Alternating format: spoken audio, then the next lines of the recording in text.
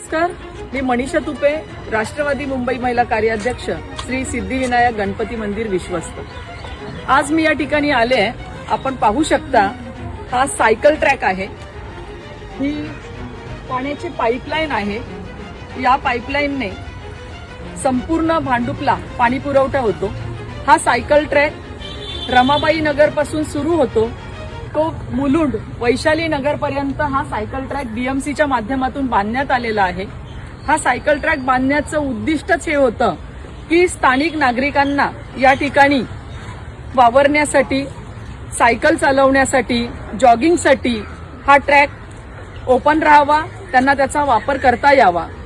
परंतु अतिशय भयानक परिस्थिती मी आपल्या समोर आणतेय। मी आता ज्या वेळेला या ठिकाणी एंट्री केली, मी आपल्याला माझ्या व्हिडिओमध्ये दाखवेन। ही जी पाईपलाईन दिसते आपल्याला, यावर पूर्ण मुलांचा ग्रुप दिवसा इथे दारू पिण्यासाठी बसतात, नशा करतात। या ठिकाणी रात्र म्हणत नाहीये मी, दिवसा देखील गर्दुल्यांचा वावर असतो। या ठिकाणी बसून ही बाजूची जागा आपण पाहू शकता, अशीच जागा पुढे आहे, झाडं लावलेली आहेत। बाजूच्या ह्या रिकाम्या जागेमध्ये गांजा पियायला बसलेले असतात, दारू पियायला बसलेले असतात। आणि या ठिकाणावर लहान मुलं असतील, ज्येष्ठ नागरिक असतील, स्त्रिया असतील, या चालण्यासाठी या ठिकाणी येतात, तर त्यांच्यासाठी ही अतिशय धोकादायक परिस्थिती आहे।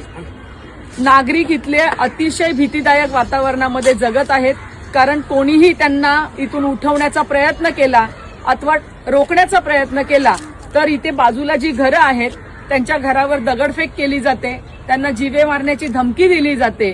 आणि अशा पद्धतीने अतिशय दहशतीखाली इथले लोक जगत आहेत। आणि हा सायकल ट्रॅक फक्त नावापुरता राहिलेला आहे, ह्याचा वापर करण्यासाठी लोक भयभीत आहेत।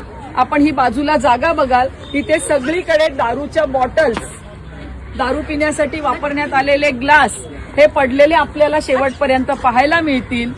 मी पोलीस प्रशासनाला, या ठिकाणी इथल्या नागरिकांनी अनेकदा पोलीस प्रशासन, भांडुपचे सिनियर असतील, डीसीपी असतील, कमिशनर पासून पत्रव्यवहार केलेला आहे की आम्हाला या ठिकाणी सुरक्षितता द्या। परंतु काही वेळा पोलिसांकडून असं सांगितलं जातं की आमच्या अंगावर देखील ते दगडफेक करतात, आम्ही स्वतः घाबरतो। मला एक सांगा, जर पोलिसांसारखी जबाबदार व्यक्ती अशा प्रकारचे उत्तर जर नागरिकांना देत असतील तर नागरिकांनी जायचं कुठे, न्याय मागायचा कुठे?